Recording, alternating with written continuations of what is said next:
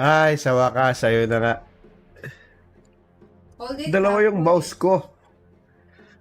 Nakakailang.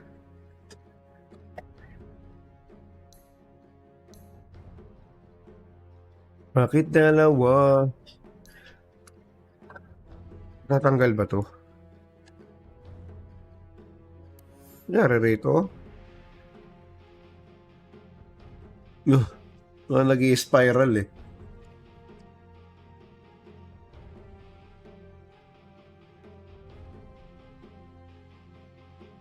Ni. Ganun pa din. Ni. Kakaurat. So, tisin na lang. Tisin.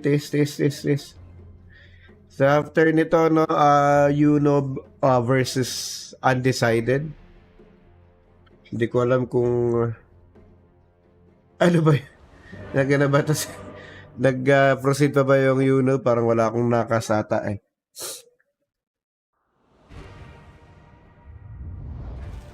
Pero let's see.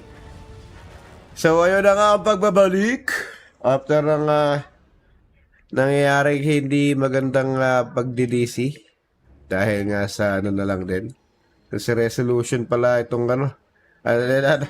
Napakayama na natin sa Team Black, Radiant side, Ken gagamit ng Spectre, Raid King naman kay Darwin, Disruptor naman kay Chan King, Tinker naman kay Me, and Ogre Magi para kay Resolution. Kabila naman niya Mar sa kanya Troll Warlord, Jakiro para kay Jim, Pangolier naman kay Ray, Nature's Prophet kay Renz, and Outworld Devourer para dito kay Angelo.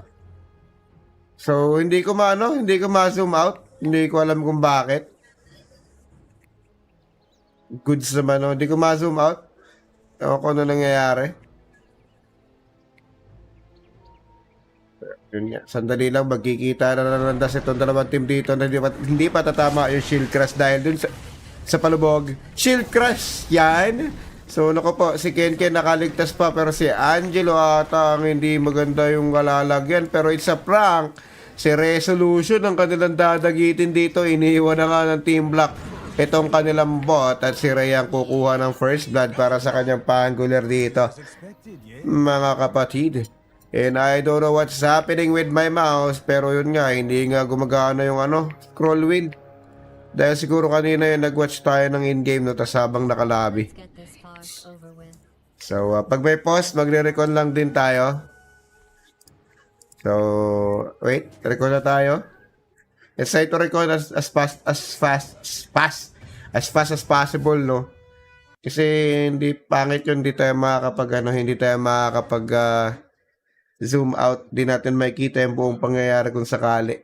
So, let's just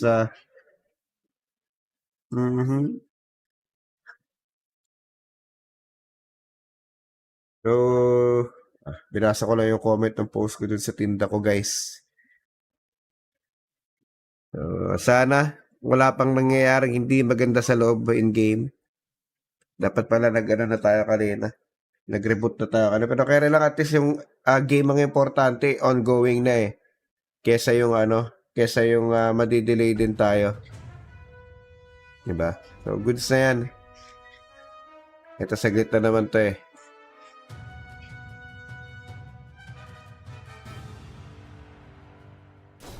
Ayan nga, going back. Ayun, okay na. Isa na lang yung mouse. Pero, yun, ganun pa rin naman. First blood pa rin naman. Saglit lang, guys. Alright. O, diba? Feeling blessed na tayo dito. Wala tayo So, yun nga, as always, no, papaboran natin yung mga may team na walang bot. Ngayon dito si Team Black, meron niyang bot. Kahit pa support lang yan, syempre 13-month always pag gaganyan. So yun, sa Resolution naharas si Rensen nga, papatayin niya nga yung bot dito. Mahihirapan ata si Ken to lane this bottom lane, no? Because yung kasama dito ay walang iba kundi si Resolution. So Angelo leaning against the Tinker. Na level 6 na naman kailangan itong Tinker. O kailangan niya ma-secure agad-agad para magkaroon siya ng ano, no, ma-maintain niya yung kanyang ano. Wait lang, sa top lane, Chan King will go down. Nako po. Darwin, delikado rin yung lagay. Liquid Fire plus Dual Breath ang kanyang kinakaharap dito. And I really do think na dapat na makakontrol nila itong bot, no? Pero yun nga, nako po. Ignite plus the Fire Blast, nahaharas nga rito si Kuya Morey. And sa top lane naman talaga yung samahan nila dito yung Spectre, hindi itong ano, hindi itong tawag dyan, Wraith King. And hayaan sana yung bot doon na mag pero pwede rin naman basta nahaharas nila yung ano, yung troll, and medyo nagiging okay dapat yung maging laning dito ni Ken sa Spectre para hindi siya talagang nababaog or nababaon sa lugmok. Because two heroes niya na tao yung kaharap niya, pero makukuha niya pa yung Healing Lotus doon. And beautiful. Beautiful, beautiful shish. So yun nga, Renz, nakuha pa ka ni Resolution yung Bounty Rod, pero nakukuha naman ni Resolution o ni Renz yung courier ni Resolution with the Boots of Speed. And yun, Outward Devourer already have a Ring of Health. And moving towards sa kanyang Meme Hammer para sa kanyang OD, mapapalubog na naman nga rito nung si Mi, pero carry lang pero top lane natin dito si Chunking, delikado naman yung lagay. Nako po, long range kill makakasecure. So yan ang hindi ko alam, no, yung hindi Joseph, hindi natin alam kung merong Yunub, paharap na lang dun muna sa GC wall amount. So, 4-0 na in favor of Nyek dito in terms of kill.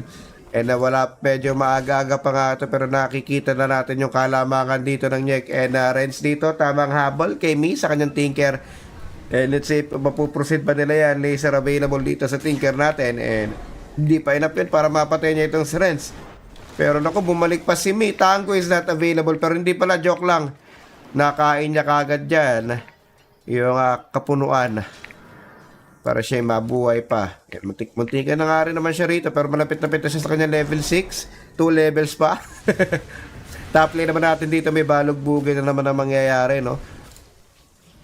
Pero troll, this is parang the first time ata sa ating season na may gumamit ng troll, or meron na rin ata kay Jason, hindi natin napansin yung sa kanyang bracket kung may nag-troll na ba. Pero as far as I know, parang wala pa ata, and dito nga magagamit ng Nyek yung troll, or hindi ko lang naalala, alam nyo naman. Pero Ken dito, nako po, napuno, pero siya tumagos. Resolution na andyan na with Ignite, pero nako po, top lane na naman, di na naman natin napansin. Antok talaga si Mel. Patay tayo dyan, di natin nakikita yung action, mga kapatid. And Troll Warlord will be getting that kill. 2 kills na siya in a row, no? And yung Wraith King natin sa 0-1, and hirap nga siya in terms of CS dito sa may top.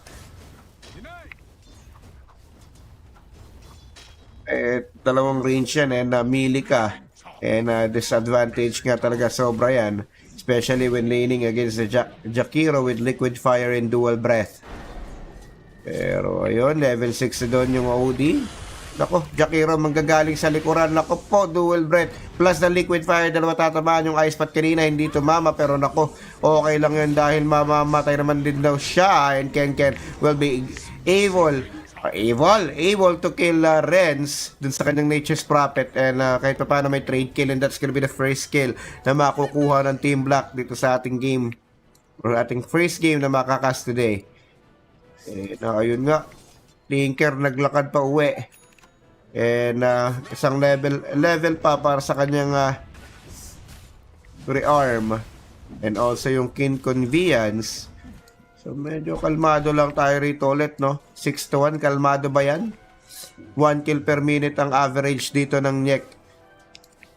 Tingnan natin yung troll kung anong gagawin. Meron na siyang Falcon Blade agad dito rin na working for face boots. At pwede niya nang bilhin yan actually, and I think nagdadalawang isip siya kung magpo-fury ba siya kagad o Maelstrom, or tutuloy niya yung kanyang rito, kanyang face boots. Tinker natin, no? Naku po, na-stack na sa mid dito sa kanilang base, and mukhang nag-DC ata ito, mga kaibigan, and I don't think na Nag-isip lang pala. And Renz, nilakad lang yung wisdom rune sa bottom lane naman natin si Ray dito. Kinakalampag ng dalawang hero pero mukhang mabubuhay pa rin naman siya dyan. Pero si Renz na-secure yung wisdom rune na kailangan ng Team Black para makabawi-bawi. And Renz, excuse me po.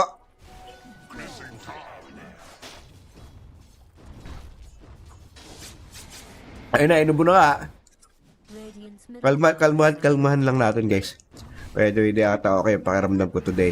Pero ayun nga, nako po si Darwin. Makukuha na naman yung kanyang buhay dito.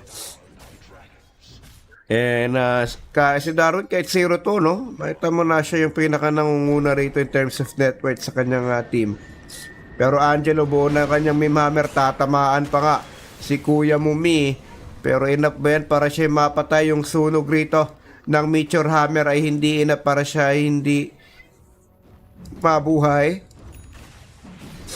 Pero si Mar, lakad na naman pa uwi mga kaibigan nito si Mi. 8 minutes into the game, wala pa rin siya rito wala pa rin siya rito level 6. Level 7 na si Angelo rito with the na rin, Bracer and Magic 1. While Ken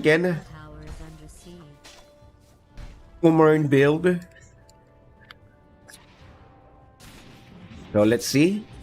Tayo na nga, Troll Warlord will be getting the Fusel Blade pala muna before anything else.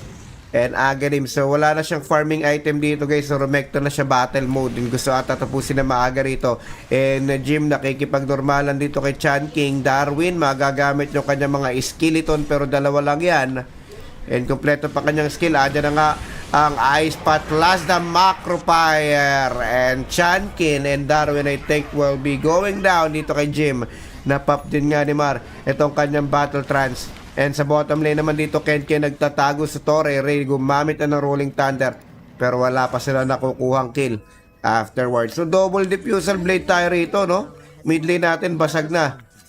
Siyempre, merong Meteor Hammer yan and me already have his skin convenience plus the rearm. And bottom lane, Ken, ayun nga, mapapatay nga na Renz. Itong Spectre, pero Renz mukhang mapapabalik pa Jim naman rito para baka pa yung kanyang tropa. Pero ayun, nakapag-TP pa nga itong Nature's Prophet at mukhang si Jim na nga magiging alay ata. Kaso itong si Resolution, walang kamana-mana. And let's see anong mangyayari rito. Chan King dito, delikado yung lagay. Well, on the mid lane naman si Mi, ang nasa delikadong lagay. Nako, nagpanggap na puno. Pero ayun, ang lubog or ang Astral Imprisonment ang makakasecure ng kill. Pero while on the bot lane naman, Jim makakakuha pa ng kill dito sa Disruptor and Unstoppable Streak para sa kanya. Nako, Wrath of Nature. Nako, nabaliktad pa nga. Ensico Kamote all over the map. Makakakuha ng kill yung Team Nick dito. And mga larong-laro dahil na-default nga yung kanilang game number 1, wala silang nakalaro kanina. And Nick, kumuha ng kills. Saang parte man ng mundo yan nabaliktad pa. Walang nakuha kills doon yung Team Black and that's a big definitely be a big big win para sa kanya and big draw naman para sa Team Black.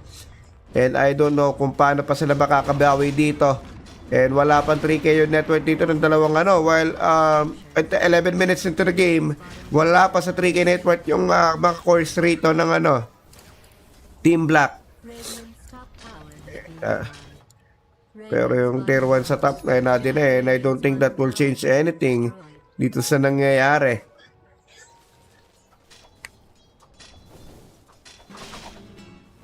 Ayun nga, Angelo will now work para sa kanyang Midas. Ray naman already up yung kanyang Midas dito. Pero Mar, meron battle trance dito. Up na rin yung kanyang Diffusal Blade na Aghanim Scepter ang kanyang magiging next item. Pero naku po si Ken na corner na naman dito mga kaibigan. Andiyan na nga, Rolling Thunder, narinig na natin. Naku po, Spectre Dagger, makakasurvive ba? Pero sinalubong at kinorner si Kuya Mukhen. Astral Imprisonment magagamit plus the Sprout.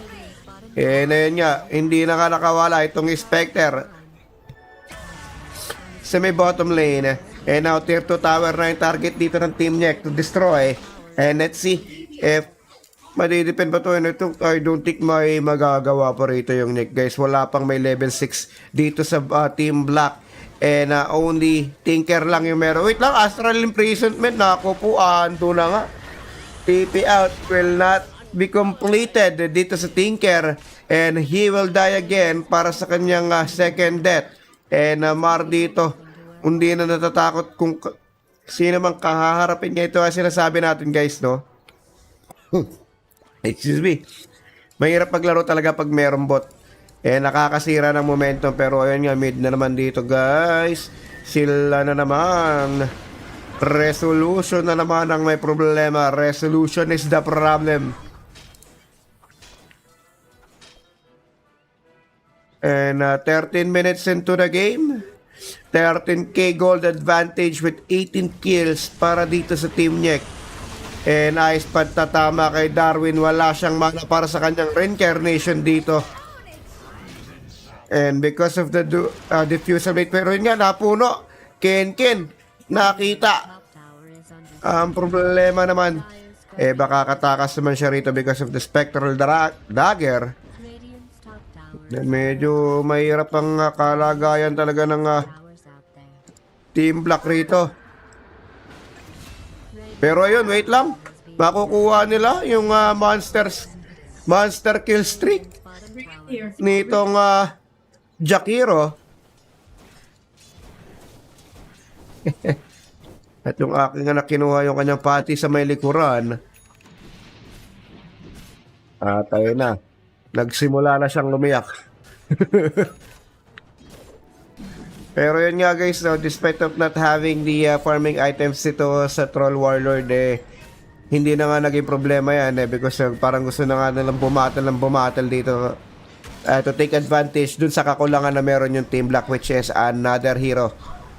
And Aghanim Scepter will be up after 900 gold dito sa Troll Warlord. Pero Angelo patuloy lang sa panguurat with his Astral Imprisonment. And up na nga yung kanyang Midas.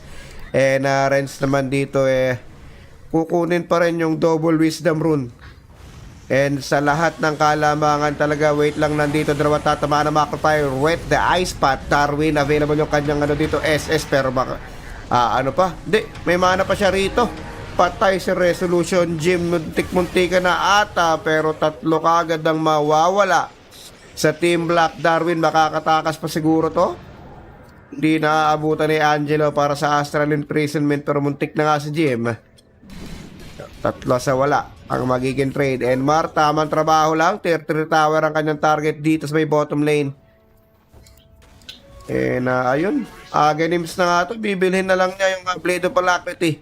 With dyan, makakakuha pa nga ng magandang rune itong si Jim. And double Meteor Hammer, guys. Talagang nagmamadali ang Nyek na tapusin ang kanilang unang laro.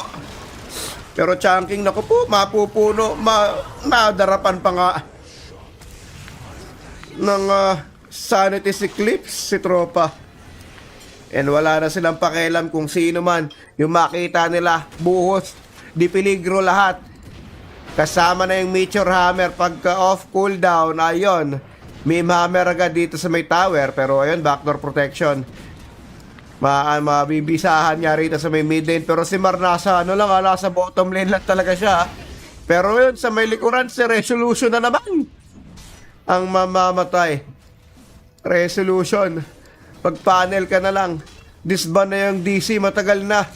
And tier 3 tower, Meteor Hammer, Kuya Moray, gusto nang tapusin. Pero 18k gold advantage, 24-2. Si Kuya mo Resolution kasi.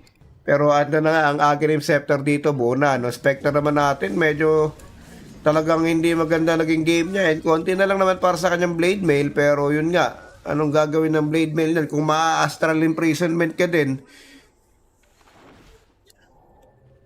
So, Wraith King naman natin dito. Blade Mail din yung kanya magiging first item. Samantalang yung Disruptor naman natin, wala pa rin talaga. Tinker, available na yung Dagger. Pero dito na ko po, mahuhuli pa ata yung Tinker, hindi tatama yung Ice Path, pero magugulungan naman siya rito ni Ray. mahuhuli pa ng astral imprisonment, and I think that's sila para mapatay yan. Sa may likod naman si Jim mamamatay. Excuse me. So, Tinker ang kapalit nun. Hindi na nga ipupurso ng Nyek itong mga heroes ng Team Black, and they will just focus on pushing the tier 2 tower dito sa may top lane. Eh narin ako po na ayaw mag-change target ng Torre.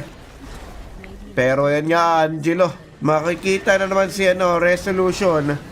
Eh na yun.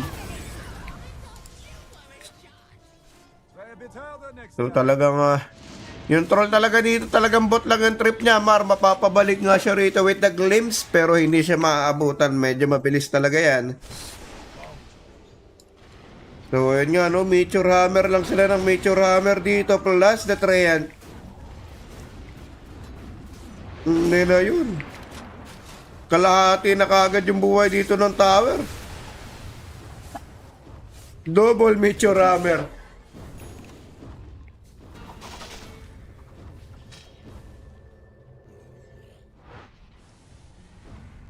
And troll talagang trip niya rito yung tier 3 tower sa bottom lane. Hindi niya na hinintay yung creeps para babasag to. And ayun nga, ang unang tier 3 makukuha ng troll sa may bottom lane. Na mukhang susunod na nga itong top lane. Pinokus lang talaga ni Marito yung yung bot lane. Samantalang apat ang humaharas dito sa top lane. And talagang hindi na pinalabas ng Nyek itong Team Black to farm. Hindi nagiging maganda kalagayan. Ako po, nagiging pangarap na lang ata yung mga nakakyong items dito para sa Team Black. And that is because of Resolution. Pero mahirap talaga to guys.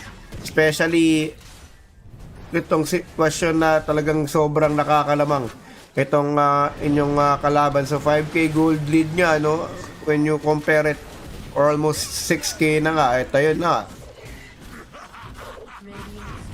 With the battle trans, Mar will be killing this Spectre.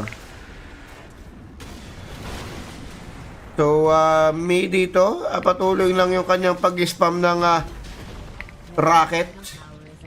Pero, first set of barracks will now be destroyed by Nyek. Pero Mar, delikado yung kanyang lagay dito. Ay, yun na nga, mapapabalik. May makakakuha ng kilalaki nga dito ng bounty. Pero Angelo rito, doon na nga, Resolution pa rin yung trip. Ako po, tingnan papasok with this, Shadow Step. Delikado ka dyan buhay rito, pero mamamatay si Jim. Pero yun nga, sinasabi natin, Ken, mamamatay din dito kay Ray para sa kanyang with the Rolling Thunder. And Angelo, naku po, isang one hit ka na lang, nabuhay ka pa kapatid. Pero ayun, si Chan King mamamatay din dito kay Renz. Hindi na nga alam ang nangyayari rito, guys. Tuloy-tuloy pa rin sa pagkarangkada itong Nyek. Yun, second barracks na yung kanilang tinatarget na mabasag dito. And another Meteor Hammer na naman. Nakapag-heal naman dito yung Odia with the earn. Dito na meron si Vesnel na pala. Itong si Renz. Pero Lotus Orb is also up para dito kay Ray. Lotus Orb niya nga itong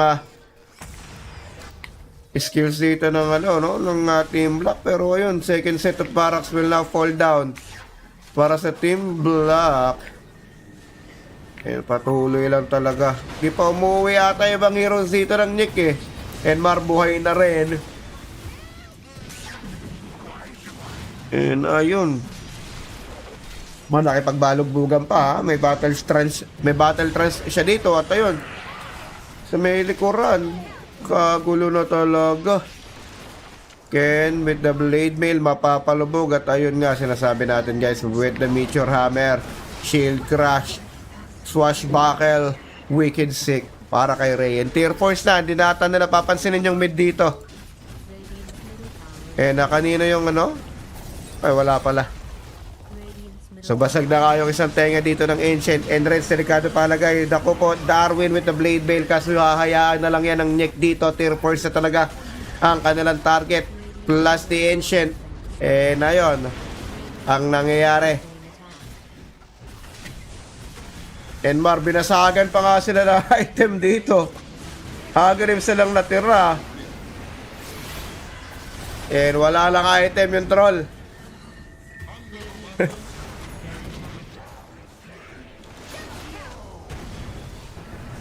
Oh no. At ayun na nga. Nyek will be taking the victory. And ayun nga guys, na resolution. Talagang tinake advantage dito ng neck yung kanilang yung kanilang lamang, and hindi nila hinayaan yung Team Black to have their way na makapag-farm pa, especially with their double cores na meron sila sa kanilang lineup. So Team Nyek, congratulations, and I think they have secured the slot para dun sa groups and para dun sa playoffs, no.